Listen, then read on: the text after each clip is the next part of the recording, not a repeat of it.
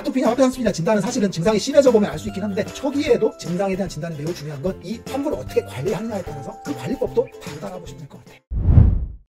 안녕하세요, 명한의사입니다. 전신으로 퍼지는 대표적인 질환은 두 가지가 있습니다. 온몸으로 다 퍼지는 건 아토피 피부염이 첫 번째죠. 그리고 화폐상습진이 있습니다. 그래서 전신에 퍼졌기 때문에 아토피와 화폐상습진은 사실은 일반인이 보기에는 굉장히 진단이 어려울 수 있습니다. 그래서 실제로 환자분들이 보면 체크하는 난에 보면 아토피로 체크하고 화폐상습진으로 동시에 체크하는 경우가 굉장히 많습니다. 왜 그러냐면 아토피 피부염이 긁어서 모양이 동그랗게 되는 경우가 있거든요. 그러니까 화폐상습진, 동전 모양 습진처럼 똑같이 보이거든요. 그래서 동전 모양 습진이라고 생각하는 경우가 있죠. 그래서 환자분들 같은 경우는 글자 그대로의 질환에 대해서 이해하는 경우들이 많습니다. 그 대표적인 게 건선이죠. 피부가 건조하면 건선이라고 생각해서 건선으로 체크하는 경우도 많거든요. 근데 건선은 그런 병이 아니죠. 건조한 병이 아니거든요. 마찬가지로 화폐상습진도 동그랗다고 해서 화폐상습진은 아닙니다. 그런데 아토피와 화폐상습진이 헷갈리는 이유는 사실은 그 질환의 본질에 대해서 잘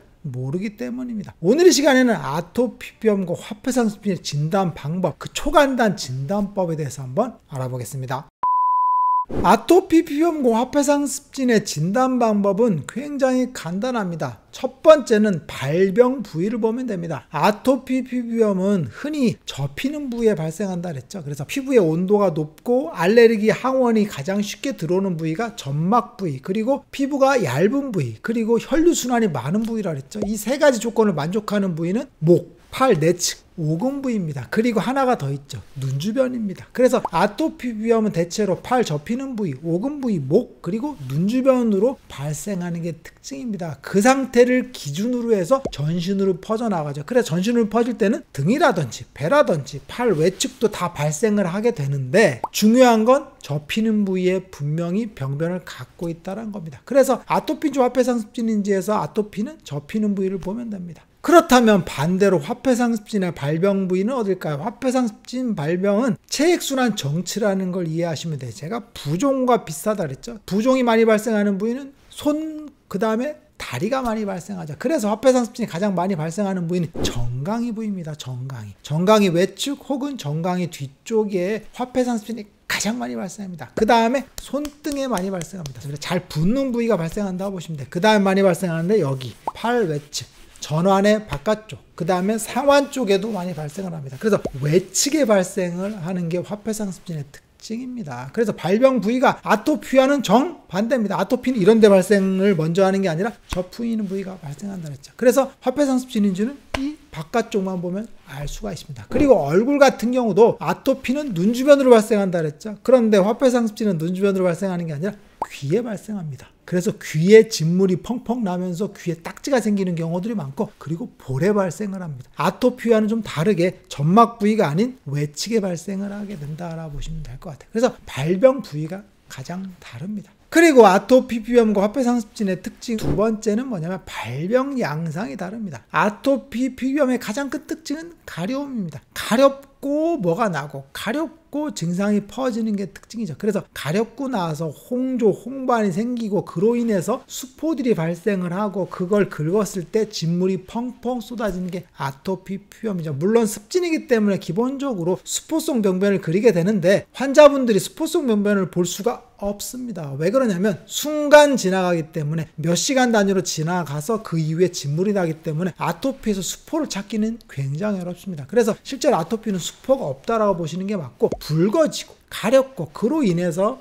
긁은 상처가 발생하는 게 아토피의 특징이라고 보시면 돼요. 그래서 아토피 피부염은 퍼지는 과정에서는 외측으로도 퍼지게 되는데 일반적으로 만성 아토피는 접히는 부위에 발생을 하고 수포보다는 진물이 나고 붉어지는 특징을 갖고 있다고 보시면 돼요. 그런데 화폐상습진은 조금 다릅니다. 화폐상습진의 특징은 장액성 소수포가 생기면서 발생한다 그랬죠. 그래서 초기 양상은 벌레가 물린 듯한, 모기가 물린 듯한 느낌이 든다 그랬죠. 그래서 하나 둘 이런 식으로 생기는데 여기서 특징이 있어요. 작은 소수포가 전신에 퍼지는 게 아닙니다. 특정 부위에만 퍼집니다. 팔, 손등, 정강이 이렇게 똥똥똥 생깁니다. 마치 북두칠성 같이 생긴다고 보시면 돼요. 그러면 그 북두칠성들이 합쳐지는 겁니다. 어떻게? 동그란 모양 혹은 길쭉한 모양으로. 그래서 화폐상 습진, 동전 모양 습진으로 보이게 되는데 마치 땅 따먹기처럼 퍼진다고 보시면 돼요. 그래서 물이 쭉 흘러서 점점점 물이 퍼지듯이 넓어지는 특성을 갖고 있습니다. 그런데 아토피 피부염은 넓어지는 특성을 보이지 않습니다. 랜덤하게 막 퍼진다고 보시면 돼요. 그래서 전신으로 쉽게 퍼지는 게 아토피 피부염이고, 화폐상 습진도 전신으로 퍼지지만 한 부분에서 넓게 물이 모이듯이 웅덩이가 생기듯이 퍼지는 게 특징이죠. 그때 작은 수포들이 발생을 하고 그게 땅 따먹기 같이 그림 그리듯이 쭉 퍼진다고 보시면 돼요. 그래서 화폐상 습진은 병변 모양을 보게 되면 사실은 정말 랜덤하게 뚱뚱뚱 생기는데 군데군데 덩어리지게 생기는 특징을 갖고 있어요. 그래서 큰 동전 모양들이 툭툭툭툭 두세 개, 그리고 전신으로 퍼져도 동전 모양으로 퍼지는 특성을 보인다라고 보시면 될 것 같아요.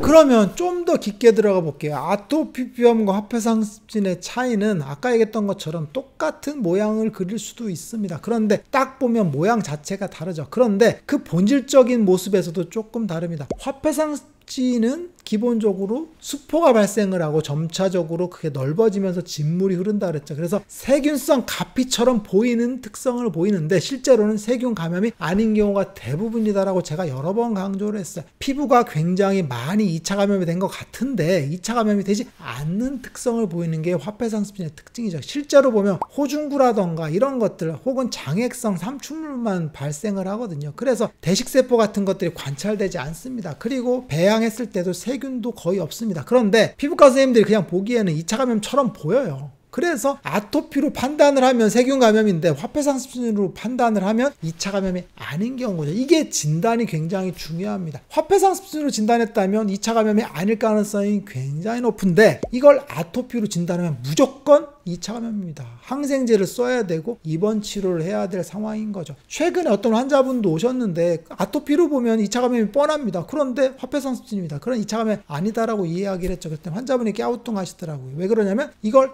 아토피로 보고 2차 감염으로 봐서 치료했다고 합니다. 그런데 이 정도 2차 감염이면 환자분들 우환을 느끼거나 권태감을 느끼거나 전신에 발열이 있어야 되는데 아무런 증상이 없이 눈이 그냥 말똥말똥하고 컨디션도 좋습니다. 그리고 증상 자체도 퍼지지도 않습니다. 이게 바로 화폐상 습진의 특징인 거죠. 그래서 화폐상 습진의 2차 감염이 거의 없다라는 걸 꼭 아셔야 되고, 아토피는 2차 감염이 굉장히 흔하죠. 그래서 이걸 알고 모르고에 따라서 어떻게 처치해야 될지가 굉장히 다르다고 보시면 될 것 같아요. 그래서 아토피냐 화폐상 습진이냐 진단은 사실은 증상이 심해져 보면 알 수 있긴 한데 초기에도 증상에 대한 진단이 매우 중요한 건 이 환부를 어떻게 관리하느냐에 따라서 그 관리법도 다르다라고 보시면 될 것 같아요. 그래서 진물이 났을 때는 아토피는 식염수팩 같은 걸 해줘서 진물을 멈추는 게 굉장히 중요하다고 했죠. 그리고 세균 감염이 됐을 땐 포비돈 소독 같은 것들이나 항생 연고 혹은 심했을 때는 항생제를 복용하라고 그랬죠. 그런데 화폐상 습진은 식염수팩을 하지 말라 그랬죠. 왜 그러냐면 가피가 장액성으로 굳어버린 거기 때문에 우리가 흔히 얘기하는 피부가 재생됐을 때 가피가 아니다라 했죠. 그래서 식염수팩을 하면 가피가 녹아버립니다. 그래서 더 퍼지는 경우가 많죠. 그래서 절대 화폐상 습진은 식염수팩을 하시면 안 됩니다. 그리고 포비돈 소독 같은 걸 할 이유가 별로 없죠. 오히려 더 악화되겠죠. 왜? 2차 감염이 아니기 때문에도 그렇고 포비돈에 의해서 피부가 더 자극될 우려도 크거든요. 그래서 진단을 어떻게 하느냐가 굉장히 중요한 이유는 뭐냐면 피부 증상의 예후를 정확하게 알 수 있는 방법이기도 하고, 또 하나는 피부의 관리법과 처치법 이런 것들에 대한 중요한 분기점이 된다라고 보시면 될 것 같아요. 오늘 이 시간에는 화폐상 습진과 아토피의 구분 방법에 대해서 한번 알아봤어요. 화폐상 습진과 아토피는 그냥 딱 보면 사실 알기는 굉장히 쉬운데 일반인들이 딱 봤을 때는 어렵기도 하고 피부과에서도 오진이 굉장히 많은 문제다라고 보시면 될 것 같아요. 그래서 정확하게 진단을 받고 그에 대한 치료를 해준다면 화폐상 습진이나 아토피나 치료가 가능한 그런 질환이라고 보시면 될 것 같습니다. 묘한 의사에게 궁금한 것 있으면 댓글 남겨주세요. 영상을 통해서 답변하겠습니다. 빠잉!